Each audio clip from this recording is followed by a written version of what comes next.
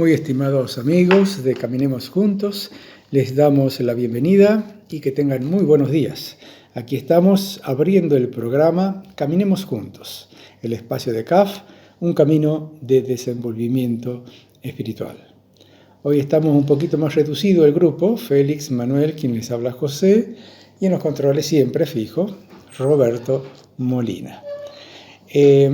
Ahí están las presentaciones y vamos a lanzarnos más con el tema que estamos desarrollando, que estamos trabajando estos últimos días, estos últimos programas, que es la meditación, los temas de meditación. Hoy nos toca hablar y compartir con ustedes un poquito de nuestra experiencia sobre el séptimo tema, el último tema de la meditación, que se llama la resurrección de Jesús. Ese es el tema de hoy, la resurrección de Jesús. Bien, como decía José, la resurrección de Jesús, voy a repetirlo, es el último de los 7 temas de meditación que hacemos en CAF. Y el efecto es arrobamiento. ¿Qué significa Jesús fundamentalmente? Jesús significa la manifestación oculta de lo divino, es decir, es llegar a lo supremo.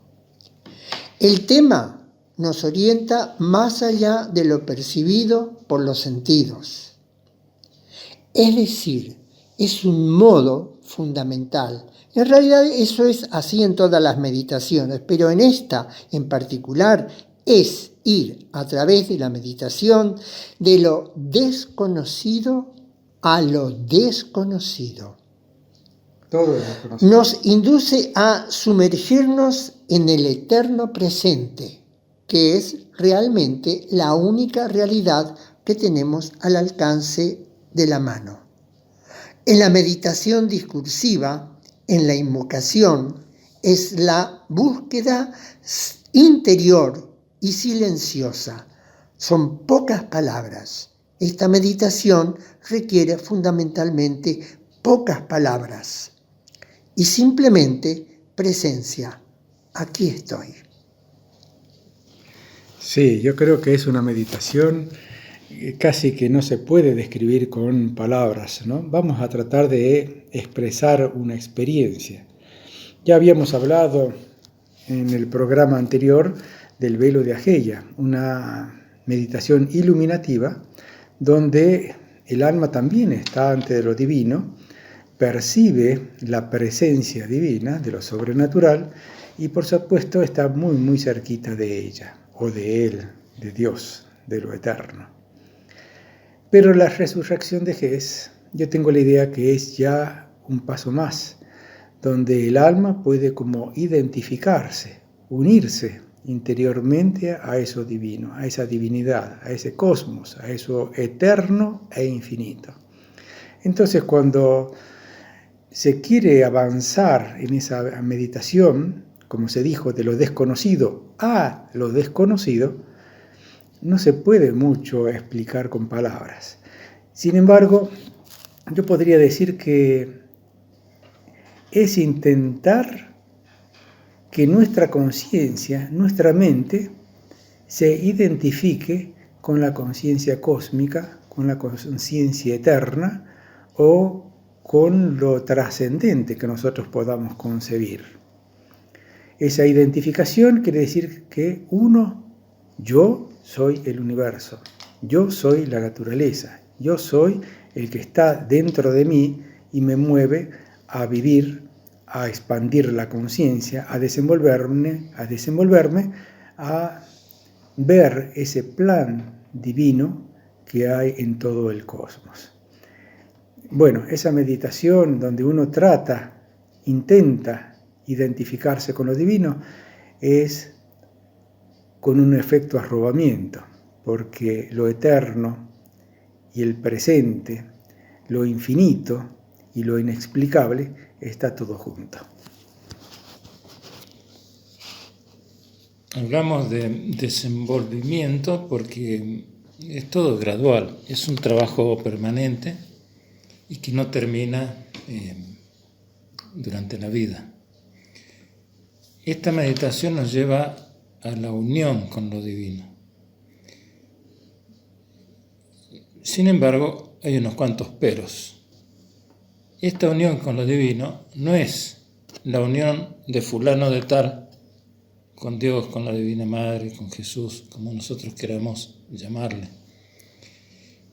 Previamente hay un trabajo largo, extenso, profundo, de desaparición.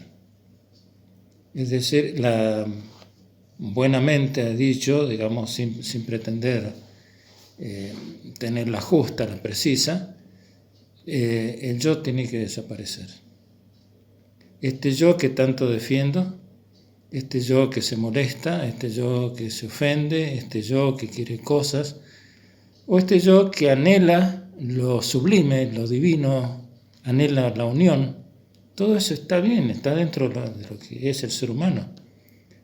Sin embargo, para dar ese pasito más que se aludía recién, este yo no tiene que estar. Y no es fácil acallarlo.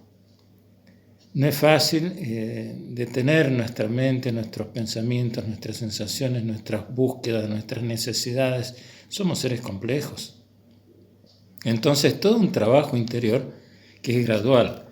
Por eso hay 7 temas, pero no es que, digamos, en una época de la vida se hace el 1, en la otra época de la vida se hace el número 2, después el 3, y se llega hasta el 7, y ahí terminó la ronda.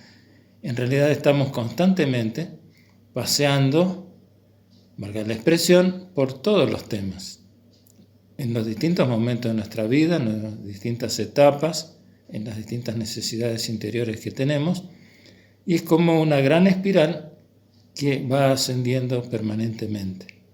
Entonces, es un pasito más en esa búsqueda, pero siempre sabemos que mientras está el yo, mientras existe esa dualidad, la unión es una intención, una necesidad, una búsqueda, pero todavía no se ha dado.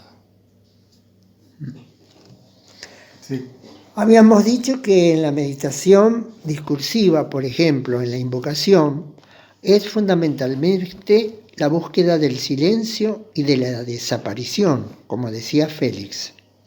En la meditación afectiva, cuando imaginamos, una de las imaginaciones que es clásica en esta meditación es imaginar la tumba de la Divina Madre, la tumba de Jes.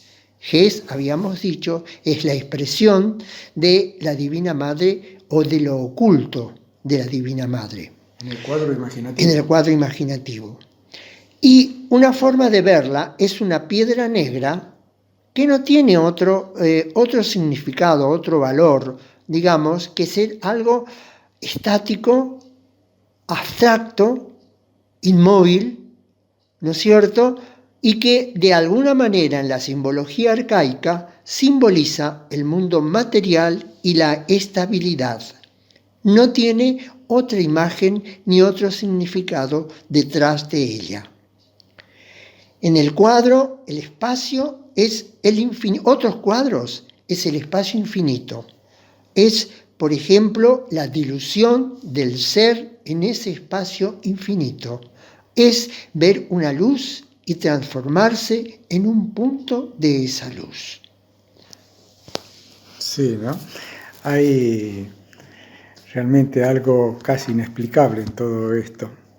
Y hay una pregunta que yo siempre me hago, una reflexión más bien, que cuando uno hace la meditación, tanto en CAF como quizás en otros caminos, distintos tipos de meditaciones, buscando la unión, buscando la conexión con lo divino, interiormente puede ocurrir esa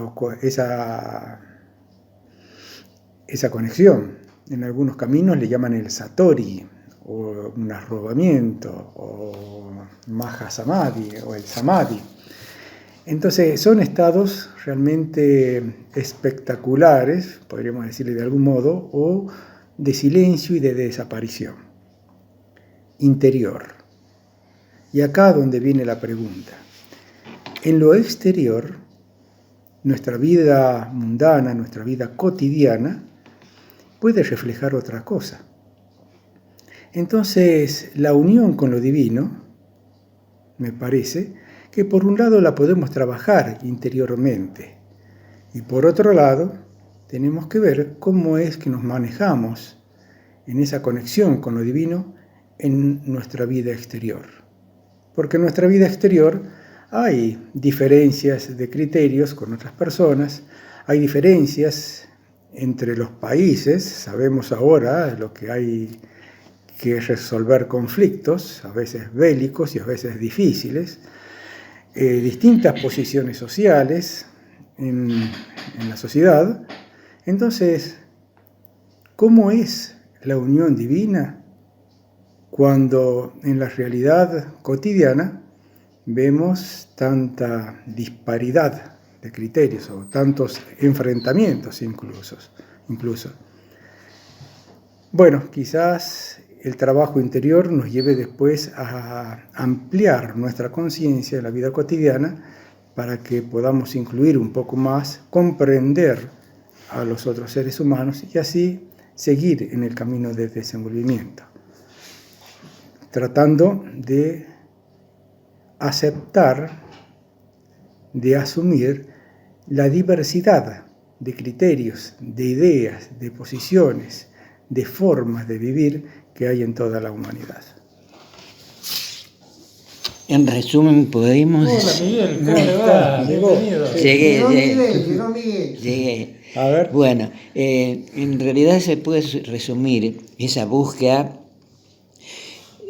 nombrando el plan divino, que en todos los libros sagrados existe una definición de este destino final del ser humano, que corresponde justamente a la divinidad, a lo divino.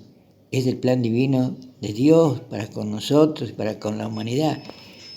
Y por eso es necesario que nuestra libertad se ejerza justamente en lograr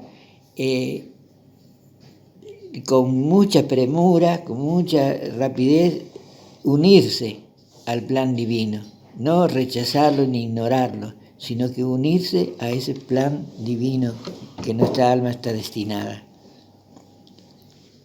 En todo esto hay como un juego, diríamos, por eso está el tema que se decía hace un rato, que no es fácil explicarlo con palabras cuando en realidad todo esto sucede más allá de las palabras, y yo diría más allá de los estados. Entonces hay una parte que pone necesariamente el ser humano, es nuestra tarea, nuestro trabajo, nuestra investigación, nuestra dedicación, nuestro amor. Pero es que esto no se logra con la voluntad. Nuestra voluntad está en poner lo nuestro, en ponernos con todo, en poner el alma. Pero no depende de nosotros la unión ni el grado de unión. Es la Divina Madre, es Dios quien da y quien quita. No hay merecimientos, no hay nadie que sea mejor que otro, no hay diferencias. Mientras yo crea que hay amigos y enemigos, los que están en lo correcto y los que no, y todo eso, estoy de un lado del juego de Dios, de la Divina Madre, en el juego de la diversidad, en el juego del ir y venir. Todo esto ocurre cuando se frena todo eso y está fuera del tablero del juego. No hay más juego. Él y yo y el otro somos lo mismo. El otro es como es. Yo soy como soy. Pero hasta eso desaparece. Mientras yo creo que soy mejor que otro o peor que otro o distinto a otro, estoy dentro del tablero. No logro salir del marco. Todo esto, entonces, ese esfuerzo meditativo nos lleva a acercarnos lo más posible, a predisponernos, pero en algún momento la luz se da, se abre la puerta, nosotros tenemos que tocar el timbre, pero no abrimos la puerta se abre desde dentro. Quizás con esa imagen y todo lo dicho, se podría acotar una leyenda o una historia que me vino a la mente, y es una historia de un maestro japonés, creo que es así, la voy a resumir según lo que recuerdo. Un maestro japonés que se había dedicado a ver la perfección en la flor del cerezo, de los cerezos. Y buscaba durante toda su vida la flor perfecta. Y no la encontró. Y resulta que en el hecho de muerte, en la agonía final, es como que despierta, como que se le revela, se ilumina y dice, todas son perfectas. Todas eran perfectas. Él estaba buscando una más perfecta, pero la conjunción, el conjunto de todo era lo perfecto. A veces realmente es como el dicho, el árbol tapa el bosque. Es decir, claro, nosotros tenemos la evidencia delante de los ojos y estamos buscando otra cosa que es distinto a lo que no es evidente. Pero algo que quería aportar un poco como final de alguna manera, es que el arrobamiento, que es, digamos, el efecto de esta meditación, es llegar a sentirse parte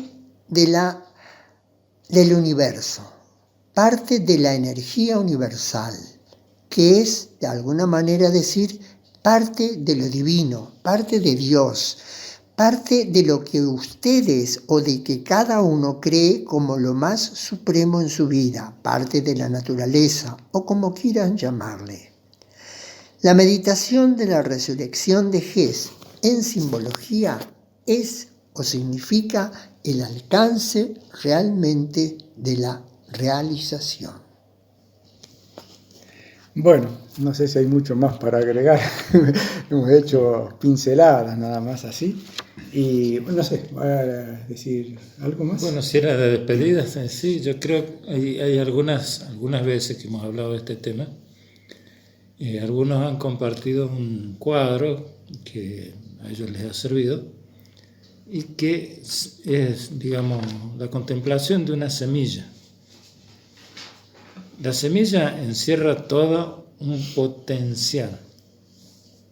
Está ahí contenido el árbol, está contenido el grano de trigo con toda su planta, con todo lo que va a venir. Todavía no es. No podemos decir que no es porque está ahí, es potencial. Pero está dentro de la posibilidad real de que eso, al germinar, produzca un árbol inmenso o produzca una brizna de hierba.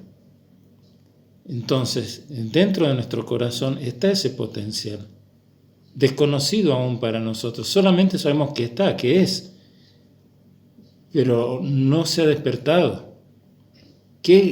Por eso esa unión va más allá del entendimiento actual nuestro. Quizás cuando se dé, no haga falta decir nada. Está bien. Bueno, vamos a la música, llegamos hasta aquí, compartimos nuestra experiencia y por supuesto estamos abiertos a recibir todas las observaciones y sugerencias, comentarios que nos hagan llegar. Disfrutamos de la música y volvemos para seguir caminando juntos.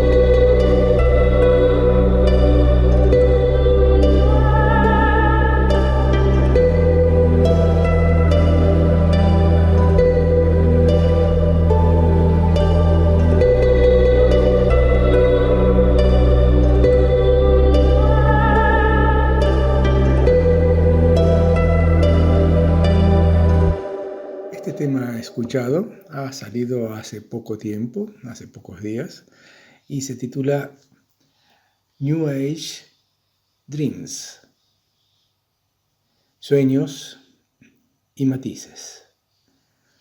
Tiene una parte donde se habla, no está pasada ahora en la grabación, y dice así: puedes sentirte a ti mismo, no como un extraño en el mundo, no como algo aquí en libertad condicional. Lo que eres, básicamente, en el fondo, muy en el fondo, es simplemente el tejido y la estructura de la existencia misma. Un tema que es de poca variación, busca tener una sensación de estabilidad, prácticamente sin modificaciones, imitando un poco al minimalismo, pero buscando también esa quietud, esa detención que hay para llegar al interior. New Age Dreams. Estamos en Radio Flash FM 107.7 en el programa Caminemos Juntos. Es un espacio de CAF, un camino de desenvolvimiento espiritual.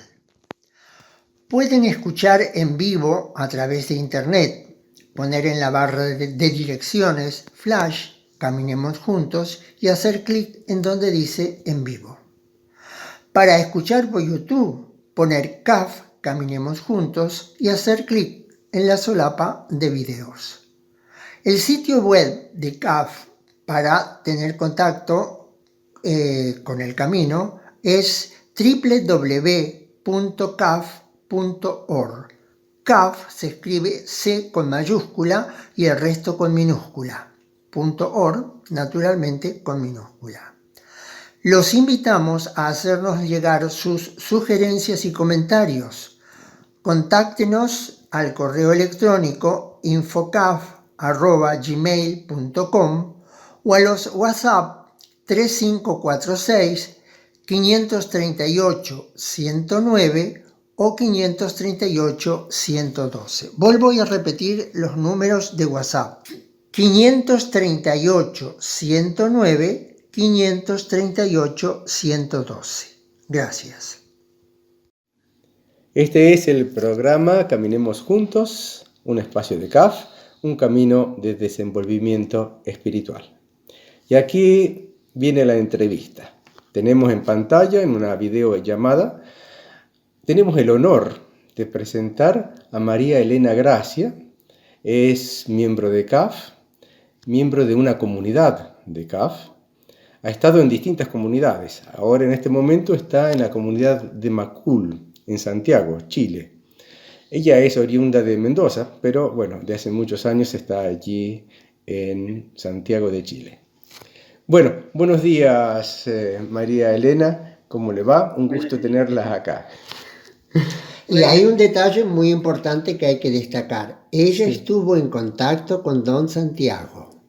Y eso para nosotros es muy importante. Pero hay una pregunta antes de seguir con el resto.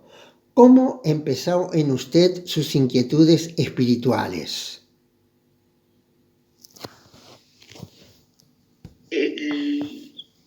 Posiblemente estaban latentes desde siempre, pero en la época que yo estudiaba en la Escuela Superior de Música de Mendoza, era muy amiga de una de mis compañeras. Y esa compañera era hija de CAF. Entonces ella me presentó, una de las principales profesoras de la Escuela de Música, que aparte también la familia mía y la familia de ella se conocían de muchísimos años atrás. Era un miembro de CAF. Entonces ella me presentó y ahí ¿Usted ingresó? me dijeron sí que fuera con mi papá. para que supiera, y mi papá me acompañó. Mi papá estuvo muy de acuerdo, habló con el señor Agustín, estaba a cargo, Perdón, y él le explicó. María Elena, ¿usted recuerda qué edad tenía en ese entonces? Debía tener como 18 años, 18 años. me parece. Mm. Me parece, porque no era tan chiquita. Y fui con mi papá le pareció bien, y entonces con la anuencia de él yo empecé a asistir a las reuniones de CAP. Sí, y después sabemos que pasado un tiempo, quizás en los grupos de CAF, empieza a nacer quizás la inclinación, la aspiración, el anhelo de ir a una comunidad. Sí. ¿Cómo fue ese despertar? ¿Usted se recuerda algo? ¿Puede transmitirnos cómo fue? No me acuerdo mucho los detalles. Yo sé que yo tenía que yo estaba estudiando en la escuela de música y tenía que terminar. Sí. Estaba en los últimos años ya. Y de pronto la idea de la comunidad era una constante. Era como que si yo no me iba a la comunidad, yo me iba a morir. Era una cosa así. Me agarró así una cosa fuerte. Y le escribí a don Santiago, diciéndole que yo tenía esa inclinación, que yo estaba en la escuela de música, que me faltaba dar el último examen. Ajá.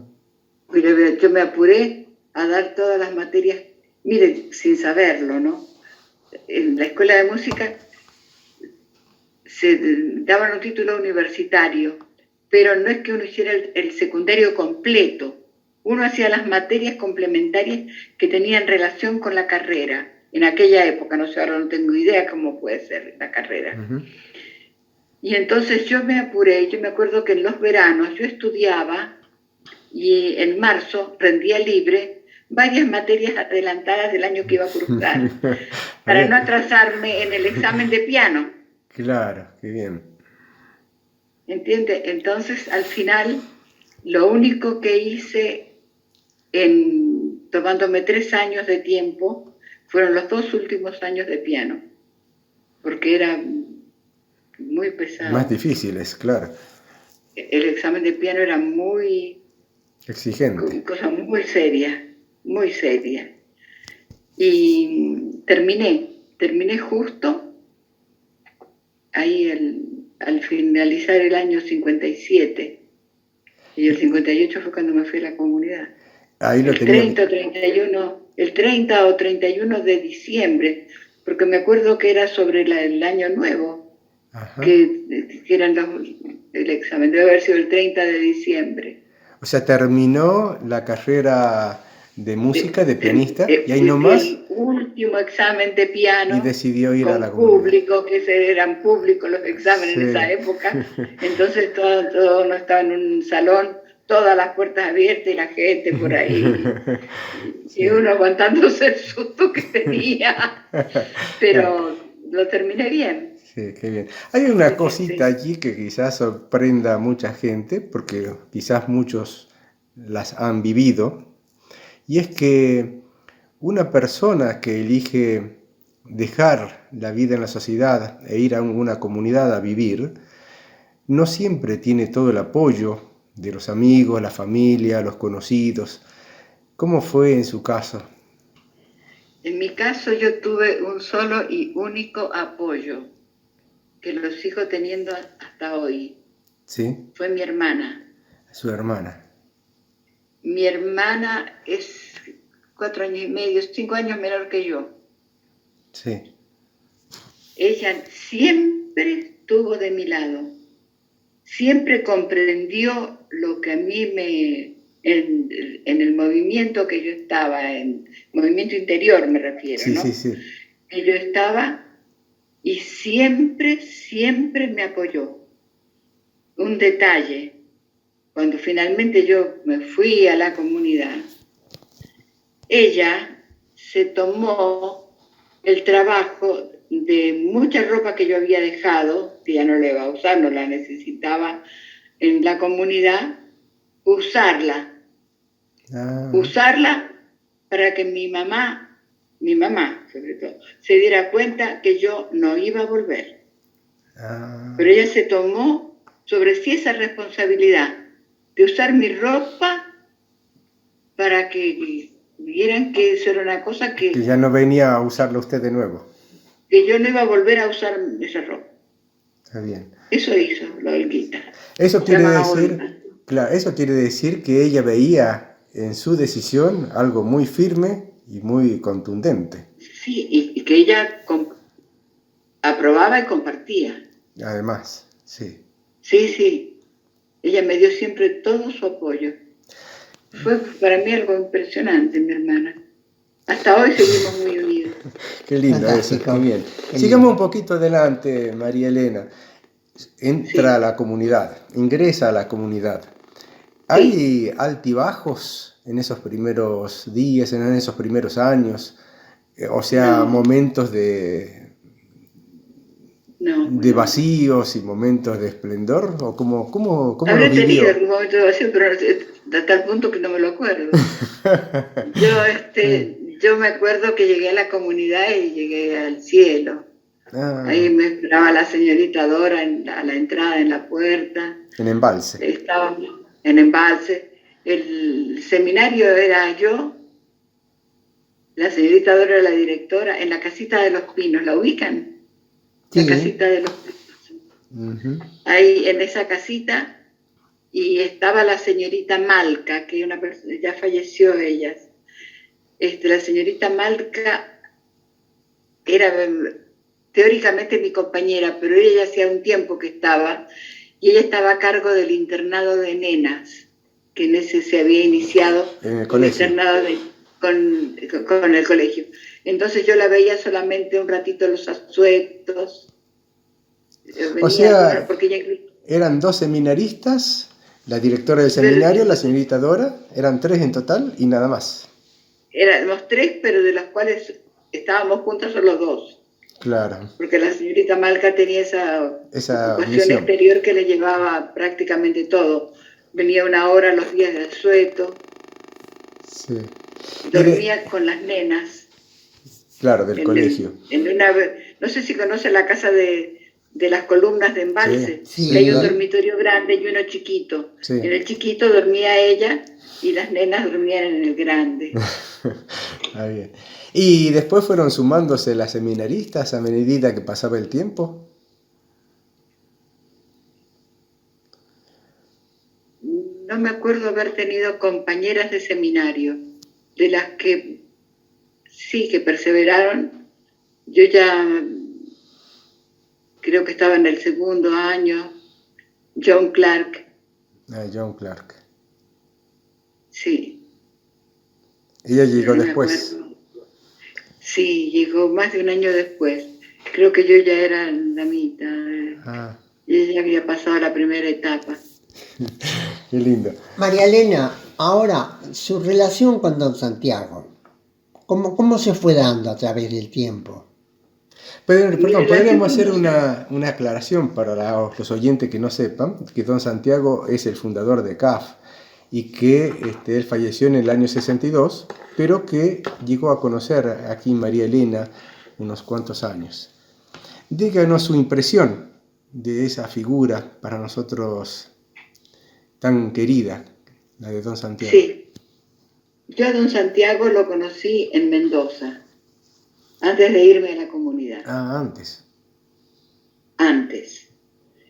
2 veces vino a Mendoza y él hizo la visita al grupo al que yo estaba. 2 veces. Y la segunda vez, cuando estaba en la visita con don Santiago, y estaba también don Agustín ahí, le preguntaba los nombres de cada una de nosotros para llevarse los nombres. Y a mí me decían Elenita en aquella época, ¿no? Sí. Dice, ella es Elenita, dice, ella se dedica a la música, al piano. Dice, pero ahora ya no le gusta tanto. Como diciéndole, porque... Hay otro Y don interés. Santiago dijo, oh no, dijo. Dice, en este mundo tan triste, Dios nos ha dado los pájaros, la música y las flores para que no sea tan triste. Qué No belleza. son palabras textuales, Sí. pero le dijo que no, que era muy lindo que yo me dedicara a la música. Y él me siguió dedicando a la música porque me gusta el piano. Sí, sí. Ahí, bueno, eso no apareció acá en los micrófonos, que cuando Sí, decidió María Elena irse a la comunidad, dejó todo, absolutamente todo, y se fue a la comunidad de Embalse. Pero resulta que años después fueron a buscarle el piano para traérselo acá a Córdoba, ¿no? y todos los libros que Y todos tenía en los la libros y biblioteca. partituras. Sí, O sea, para que siguiera la música estando presente en su vida. sí. Usted era profesora de piano y además de coro. ¿Es El así? título es piano y canto coral, sí. Canto coral. Exactamente, porque hemos tenido mucha asistencia suya en las experiencias que hemos tenido en CAF a través de los años, ¿no? Sí, Sí. sí. En una época hay una música que ustedes, eso se los digo porque difícilmente lo sepan. Resulta que iba a hacerse algo para lo cual había que cantar en Embalse. María Emilia Llorente, Sí. que era una dama, se iba a consagrar y había que cantar. Entonces don Santiago vino a la puerta de ahí del seminario donde yo estaba y dice, mire, el señor fulano que me iba a mandar unas partituras no me las ha mandado. Ajá. Así que yo le canto un poquito y escríbalo a usted. Ese es el origen del confitebor. Ah, sí. Mire, el confitero Ese lo es. escribí yo. Ah. Como había salido de la escuela de música y tenía algunas ideas de canto gregoriano y conocía Sí. algunas desinencias de la música gregoriana, él me cantó, se lo canto como me lo cantó él, ¿no? Ojo. Sí, sí, sí. Él me cantó eso. Es así, yo le canto un poquito y usted lo escribe. Él me cantó. Confitebor tibi domini toto corde meo. Nosotros cantamos meo, pero él me lo cantó así. Sí. Y me dejó con eso. Entonces yo pesqué lo que, con el entusiasmo que tenía, bueno. Y cantaron eso. Claro, entonces yo lo escribí y lo expliqué, que tiene 3 partes, que donde son más largas las respiraciones, lo que nosotros cantamos, Sí, sí, sí, sí, sí. con el En latín. con el acento en la tónica de las palabras. En aquella época me esmeré en explicarlo todo técnicamente. Sí. No sé si Bien. queda algún apunte Sí. por ahí de eso. Debe haber algún apunte. Seguramente. Bien, María Elena, a ver, quizás un aspecto un poquito más penoso o triste. ¿Dónde estaba usted el día de la muerte de don Santiago? ¿Y cómo fue ese impacto? Mire, yo estaba en Embalse, él estaba en Embalse, iba a irse a Buenos Aires al día siguiente, iba a llevarlo el señor Jorge en principio, pero después le dijo, no, Jorge, usted quédese acá, fíjese, estaban viendo, todavía no teníamos San Ignacio, No, la casa. no estaba acá. Entonces él le dijo, señor, le dijo, pero tengo que preguntarle unas cuantas cosas. No, Jorge, eso se lo ve usted después, con la señorita Dora, ustedes ven eso, lo de San Ignacio. Uh-huh. Y cuando él se iba, yo lo sé por el señor Jorge, voy a ser confusa, pero voy a empezar a desglosar mi confusión. El día que él se fue, él dijo que iba a salir a las 6 de la mañana. Yo a las 6 menos 5 de la mañana salgo de donde era el seminario en esa época, en la casa de arriba, donde ahora tienen los pequeños hermosos. Cierro la puerta y escucho la puerta del auto abajo a las 6 menos 5. Y yo dije, qué apuro por irse, 5 minutos antes de lo que había dicho. Yo bajaba a la cocina a encender el fuego para que cuando se levantaban los chicos, tener ya el desayuno preparado. Caliente. Yo bajaba a encender la cocina. Esa fue la última vez que escuché un rumor.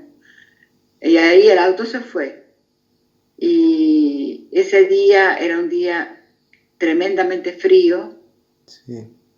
3 de julio. Caía 3 de julio.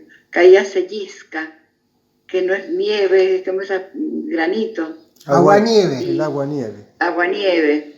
Y bueno, eso lo saben más ustedes que yo, todos lo saben. En el camino ahí cerca de Berrotarán, creo que era, no sé por dónde. Sí, cerca de Río Cuarto. Llegando hacia el Río Cuarto, se fueron debajo de un ómnibus. Sí. Se patinó el auto, se resbaló por las malas condiciones del pavimento camino. Y el accidente fue. Sí. Fatal. Según nos dijeron, él murió instantáneamente. Y él a veces había dicho, pero nadie lo pescaba.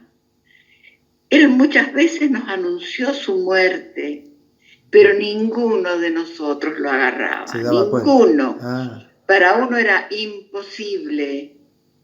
Era una cosa que no entraba en el campo de ningún tipo de posibilidad.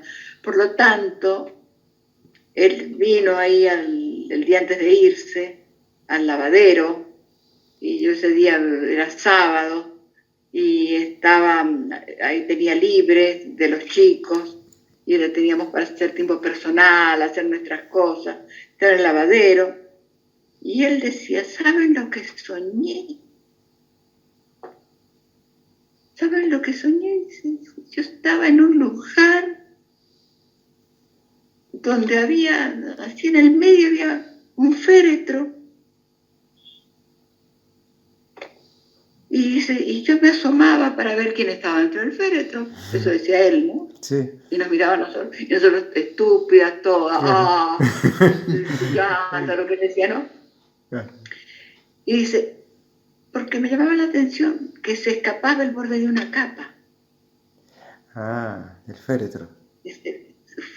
Dentro del féretro había alguien que tenía una capa. Eso nos dijo. Mire usted. Y claro, uno no estaba atento a esas cosas, a esos mensajes, y es como que pasaban de largo. Pasaban de largo. Pero a muchos se lo dijo, a muchos. Y ninguno lo agarró. Ninguno. Digo que solo se deben sentir, ¿no? Claro. Y la noche antes, que nunca me voy a olvidar, él venía a la capilla donde estábamos nosotros. Él venía todas las noches a la oración. Iba a la capilla en Embalse, ¿no? Sí. Entonces él entraba un ratito ahí al lado, hacía una oración. Él se quedaba, daba la bendición. Pero esa noche era un tono desgarrador, realmente. El timbre de voz de él. ¿Ah, sí? Una fuerza, una cosa, yo no lo puedo explicar. Uh-huh. Y entonces después se acercó a la señorita Dora y como al día siguiente se iba, le entregó una cajita donde estaban todas las llaves. ¿Las llaves? Las llaves, porque al irse cerraba todo, y la cajita con las llaves se le dejaba a la señorita Dora, que era la que estaba a cargo, sí. Para que eran las llaves de la casita, sí. No sé, las llaves que él manejaba, no sé, claro. De ahí no conozco nada.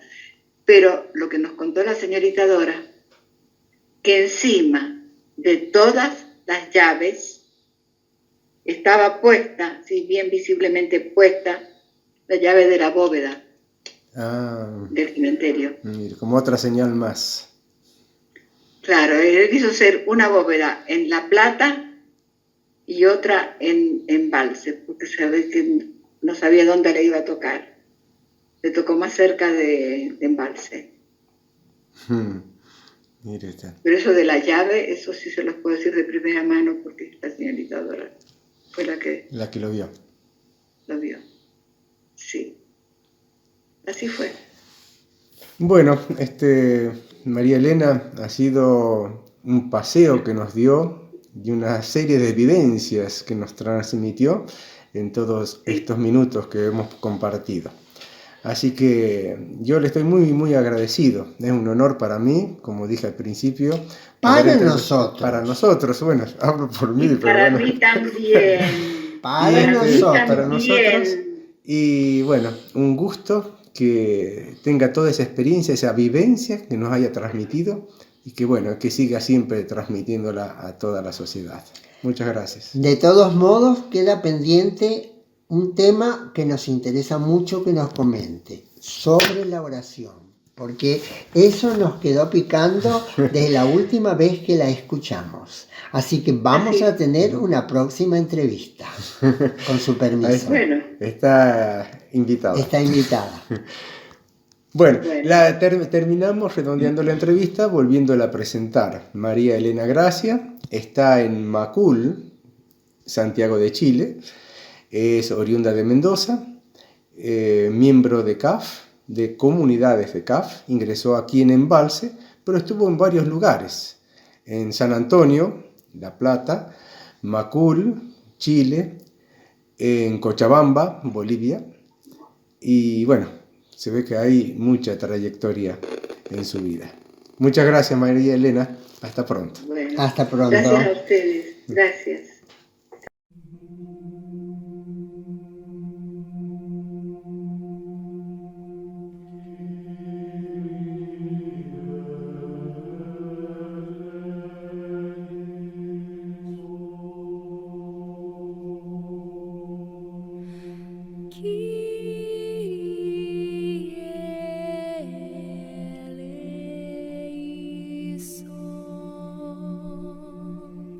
Ki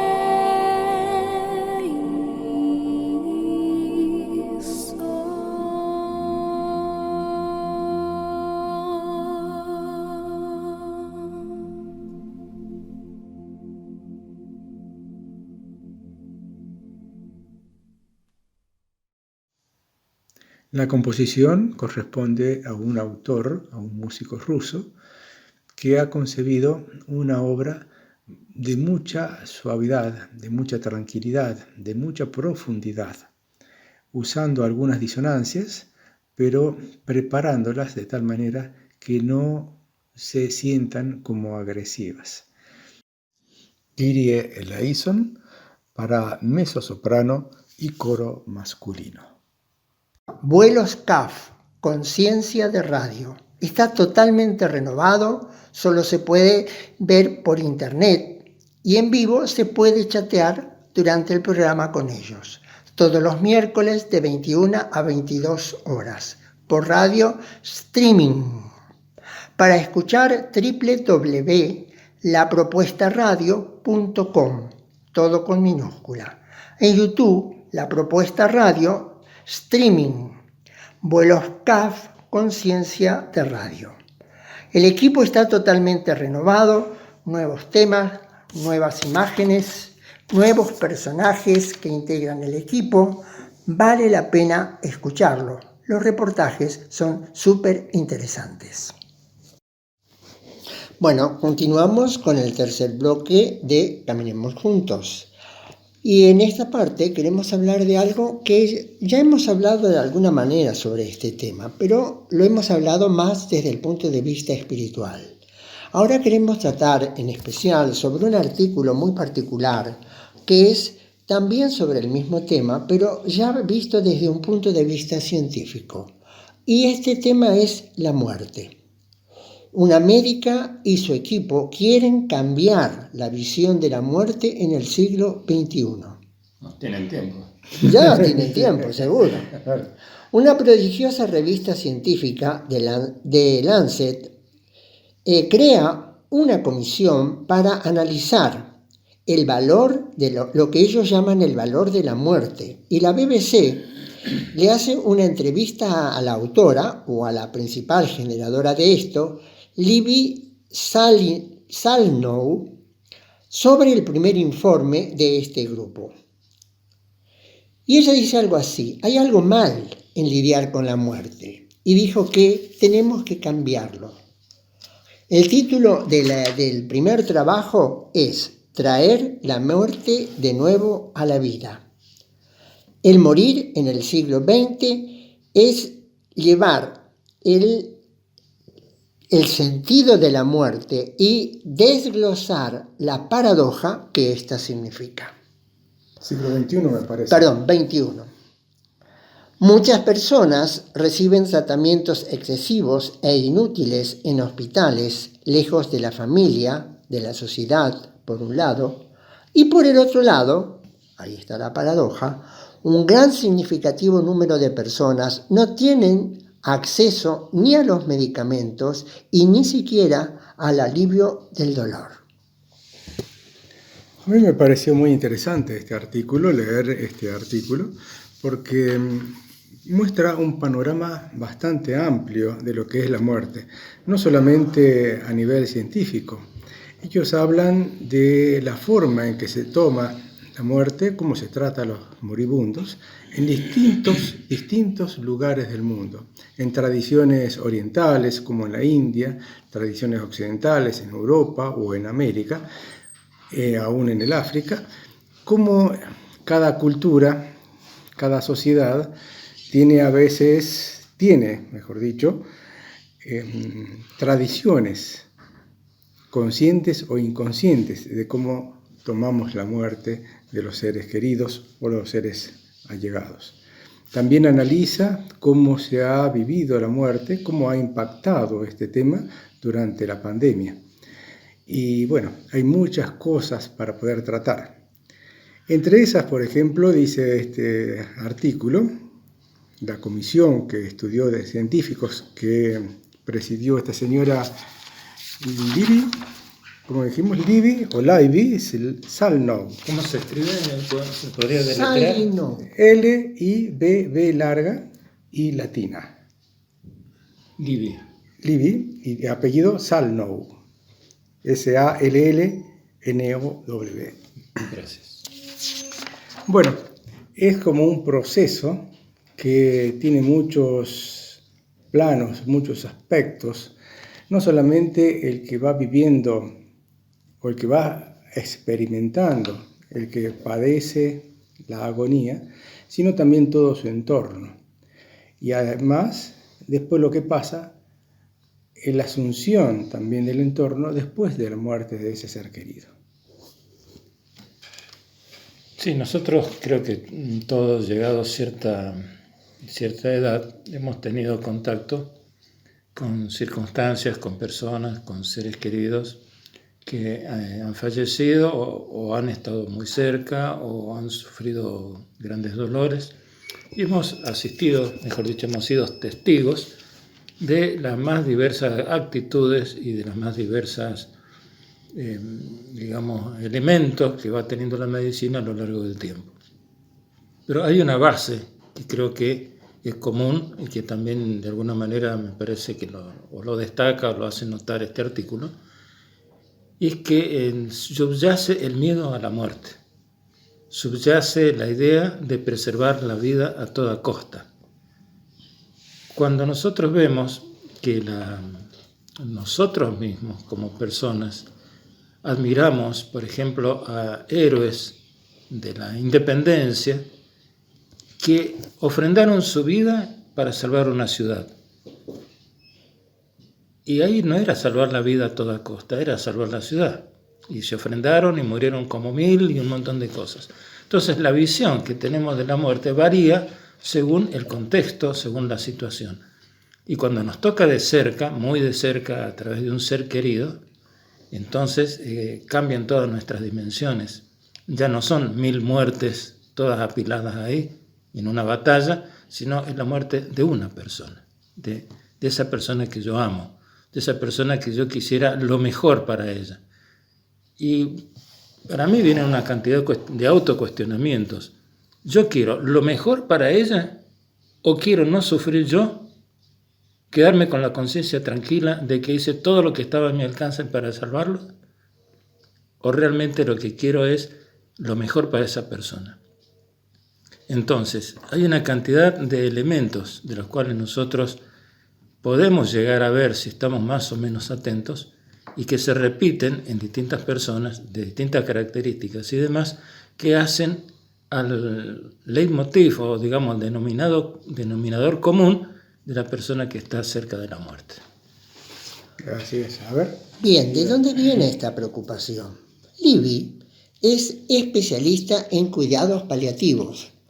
No sé si recordarán o escucharon el programa que ya hemos tocado este tema, los cuidados paliativos y lo que significa, que es bastante reciente, bastante novedoso. Hubo una entrevista a personas que están capacitadas para esto, exactamente. Libby trabaja en el Servicio de Salud Pública del Reino Unido en el St. Christopher Hospice, es decir, hospicio de ancianos, y en muchos otros países, ya sea en hospicios, en universidades, en Europa. ¿Cuáles son algunos de sus puntos de vista? Por ejemplo, las partes del cuerpo que pueden provocar fallas hoy en el ser humano pueden ser reemplazadas u organizarse trasplantes o prótesis que de alguna manera prolongan su vida. La tecnología entonces empuja a la muerte hacia unos límites casi increíbles. Y aquí va otra paradoja. Hay muchísimos países donde es asombroso cómo se ha elevado el índice, la expectativa de vida, mientras que en otro se mantiene e incluso disminuye. Eso es parte de la paradoja. Y después viene la definición de qué es morir. Pero ya vamos a hablar después. Sí. Cierto día encontré en una revista, creo la revista Uno Mismo, que decía lo siguiente, el título de lo que voy a nombrar es ¿por qué llorar por alguien que ha muerto? Es como si la ayuda que ellos reciben no es los llantos y lamentaciones, sino que estar equilibrado, bien, firme, decidido, todo eso les ayuda. Entonces, ¿por qué llorar por alguien que ha muerto? Cambia, como decíamos recién, la perspectiva, cambia la idea que queremos transmitirle a la gente que tiene un enfermo a su cuidado. Que no teman la muerte, que es un paso más hacia la liberación. Bueno, también están las partes científicas, como se había visto en este caso en el artículo. Dice así esta señora, o este conjunto de profesionales, que dice que morimos cada vez más tarde.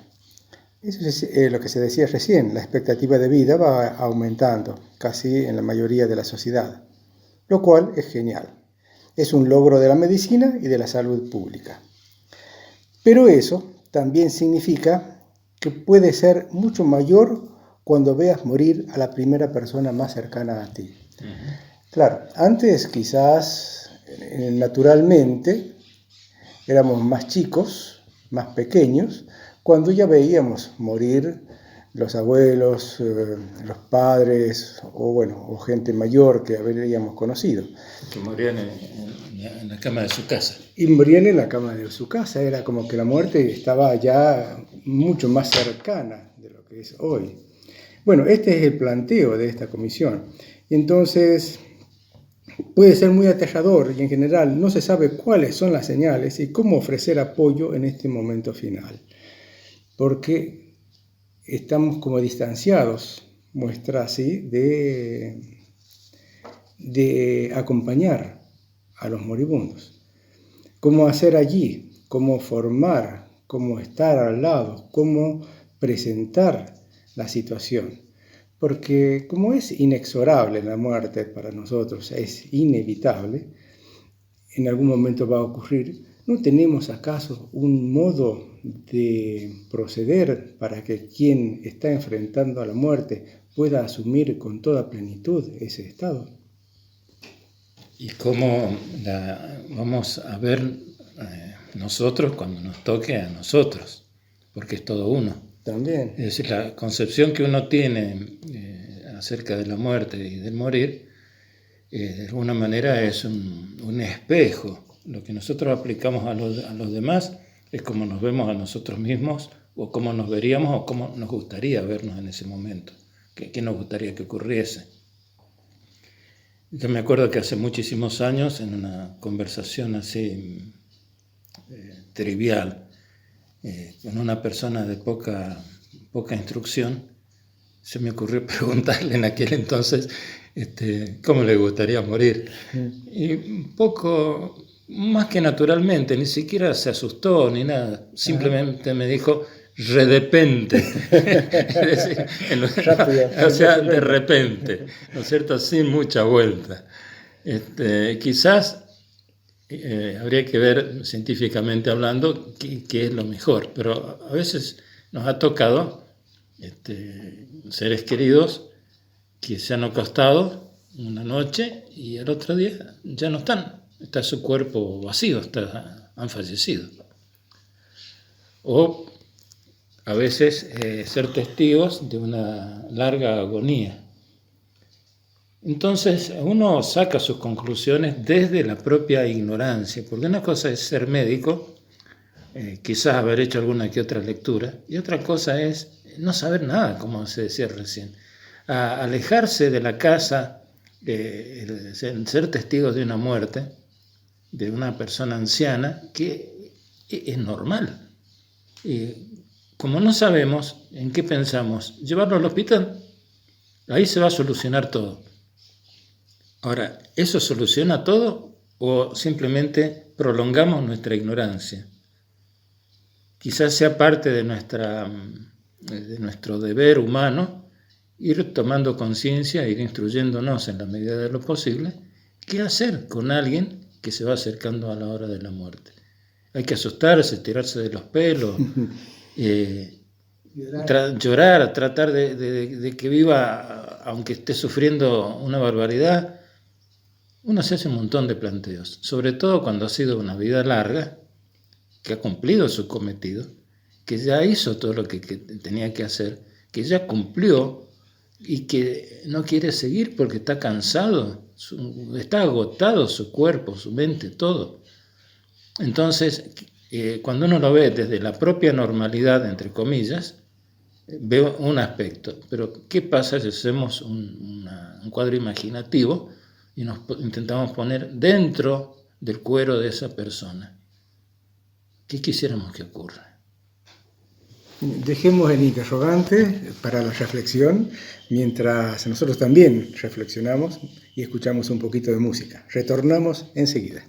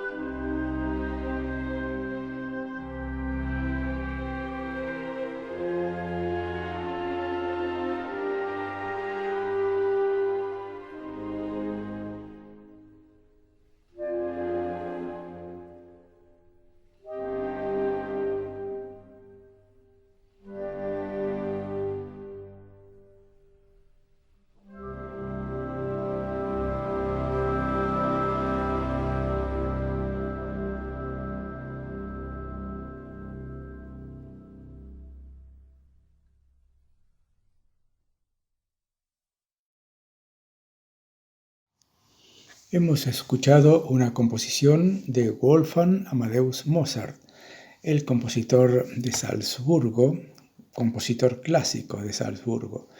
Esta obra se la conoce como Marcha Fúnebre y también como música masónica para funeral, puesto que Mozart perteneció a la masonería. Mozart escribió esta pieza a la edad de 29 años. Se dice que fue con el corazón roto por la pérdida de un amigo en la logia masónica. El dolor y el sufrimiento es tan evidente que se traduce en una tonalidad menor en toda la obra. Pero al final, el clímax crece y crece y empieza a desenvolverse de otra forma, terminando en una tonalidad mayor. Solo un acorde al final, significando quizás esperanza, quizás resurrección, una nueva vida y el glorioso mañana por venir. Este trabajo es un trabajo asombroso y para algunos estudiosos es una obra trascendental en la música clásica de la época. Agradecemos a todos los oyentes que nos acompañan, a quienes nos hacen llegar su aliento, sugerencias, consejos, preguntas y también colaboración en distintas áreas en forma silenciosa y desinteresada, como Sandra, Claudia y Eduardo. Agradecemos a todos los que nos van acompañando: Daniel de Corrientes, Omar de San Rafael, Rodolfo y Viviana de Buenos Aires, Hilda de San Luis, Ricardo y Viviana de Buenos Aires, Florencia y Cristina de Villa Mercedes, Miriam de Buenos Aires, Ángel de Mendoza, y al perseverante apoyo de nuestro operador Roberto Molina. En realidad no podemos nombrar a todos aquellos que nos hacen llegar sus consejos y su aliento en distintas formas. Nuestro especial agradecimiento también a Mario Solís y al equipo de Radio Flash FM 107.7 de Santa Rosa de Calamuchita, Córdoba, Argentina. Bien, queridos oyentes, continuamos con el tema así un poco controvertido del que veníamos hablando, que es sobre la muerte. Y habíamos quedado, cuando yo hablé, en una pregunta: ¿qué es morir? Desde el punto de vista de cuidados paliativos, que es, una profesión muy actual y muy reciente y muy poco conocida y practicada, dice: la muerte es un proceso. Por eso puede comenzar a partir del diagnóstico de una enfermedad, incluso aún cuando la persona dice sentirse bien. Un nuevo concepto en nuestra cultura, en vez de a los últimos auxilios, por ejemplo, es por el nuevo concepto dije al revés. En vez de hablar de los primeros auxilios, es hablar ahora de los últimos auxilios. Ese es un poco el objetivo de los cuidados paliativos. En el pasado, con mucha frecuencia se podía saber cuándo una persona iba a morir y si se iba a recuperar prontamente. Pero hoy es cada vez más difícil, ya dijimos antes. La ciencia, el adelanto tecnológico, va corriendo la muerte cada vez más hacia adelante, cada vez más. Pero nuevamente es importante considerar las nuevas enfermedades de carácter crónico, es decir, que duran muchísimo tiempo, entonces no se sabe cuándo va a morir la persona. Por ejemplo, la demencia, por ejemplo, el tabaquismo, por ejemplo, la insuficiencia cardíaca, por ejemplo, distintos tipos de cáncer. Estos pueden llevar años. Mientras tanto, la gente puede estar en tratamiento, pero también hay un proceso de angustia interior, no solo en ella, sino en su familia, que si no es tratado por personal especializado, como son la de los cuidados paliativos, lleva a que esta persona cargue sobre sí, además de su enfermedad, un estado emocional doloroso, podríamos decir. Aislado, se siente solo y no puede compartirlo. Claro. Ahora bien, un conocido autor brasileño dice en una canción: no le tengas miedo a la muerte, pero sí a morir. Y un autor que también es muy conocido por todos, Woody Allen, dice, no tengo miedo a morir, simplemente no quiero estar allí cuando suceda. Sí. En contraste con todo esto, yo recuerdo un hecho que me contaron personas que conocían, una tribu primitiva, digamos así, del África, primitiva porque vivían en su forma natural prácticamente. Y fíjese qué actitud ante la muerte, qué distinta a la nuestra. Me contaban que la persona mayor en esa aldea, las personas mayores, una vez que llegan a un momento de su vida que ya ven que son una carga o que no pueden hacer ciertas cosas o que ya consideran que es el final, se despiden de la familia, de los familiares y se van al desierto a morir. La concepción, la aceptación de la muerte es muy distinta. Ellos lo toman como una cuestión quizás natural. Parte de la vida, incluso. Parte de la vida, hacen quizás una reunión familiar, festejan y se despiden. Y después de ese despedirse, la persona se va al desierto. Quizás y muere de hambre o muere porque algún animal lo ataca o por lo que sea, no sé.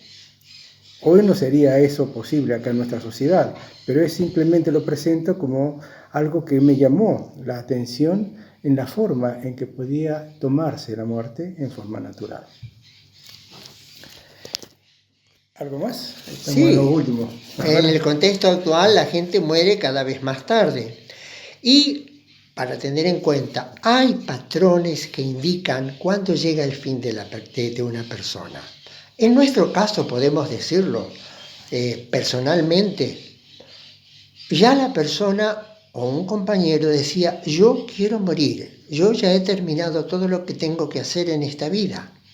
Entonces ya lo estaba expresando y estaba dispuesto a ello. Pero hay otros indicadores. Por ejemplo, el ritmo de la respiración. Por ejemplo, la forma en que habla. Por ejemplo, la forma en que se expresa con el cuerpo. Entonces, todo eso son signos que para la persona que no está preparada lo predispone para darse cuenta de que esa persona está dispuesta y se está yendo. Entonces, es importante aprender a relacionarse, y ya no hablamos desde el punto solo espiritual, sino científicamente, relacionarse con la muerte de otra manera, porque el objetivo de hoy no es solo salvar la vida, sino que los últimos días sean pasados o vividos lo mejor posible. Y eso depende de los vivos. Sí, hubo una situación que para mí fue muy, muy especial. En el momento que la viví no me di cuenta de eso. Y es que la persona hace una revisación de su vida. Automáticamente. Se ve que llega el final y la persona empieza a contar o a ver de cuando era niño, dónde se crió y una cantidad de cosas. Y otras personas, todavía mientras se les entiende lo que hablan, empiezan a preguntar y a decir dónde tienen sus cosas, cómo quieren estar vestidos. Y fíjense qué interesante, para su propio sepelio. Es decir, más que conciencia de que están al borde y cómo quieren que sean las cosas. Esa preparación interior hace que justamente en lugar de estar ayudando a uno al que está muriendo, él lo está preparando a uno para la muerte. Sí. Es interesante, hay una cantidad de cosas que junto con todo lo que se puede llamar el dramático final del cuerpo físico, hay una cantidad de cosas espirituales que están asociados, que forman parte de nuestro ser. Por ejemplo, había alguien que decía, por favor, abrime la ventana, como diciendo, voy a salir por ahí, ¿no? O ayúdame a morir. Es decir, hay una cantidad de cosas que uno, cuando uno no sabe, cuando uno no se da cuenta, no sabe qué está pasando, cree que la persona está loca. En realidad está dando el paso más importante de su vida. Está cambiando de mundo, está viendo otras cosas. Entonces miran a un costado, miran para arriba, miran como si uno fuera transparente. Es decir, hay muchas cosas que nos indican esto se terminó. Me voy. Gracias por todo. Sí. Bueno, me parece que hemos dado algunos elementos para la reflexión y esa es la intención del programa, poner sobre la mesa, poner muchas preguntas, muchos interrogantes, para que cada uno sigamos reflexionando, pensando y creciendo en este tipo de cosas, lo que es nuestra vida, lo que es nuestro mundo. Y una última reflexión. No solo pensemos en nuestra muerte, ¿cómo quiero morir? ¿En qué circunstancias y qué condiciones? Y si no soy yo y tengo que acompañar a algo, ¿cómo tengo que hacer para que sus últimos días sean lo mejor posible?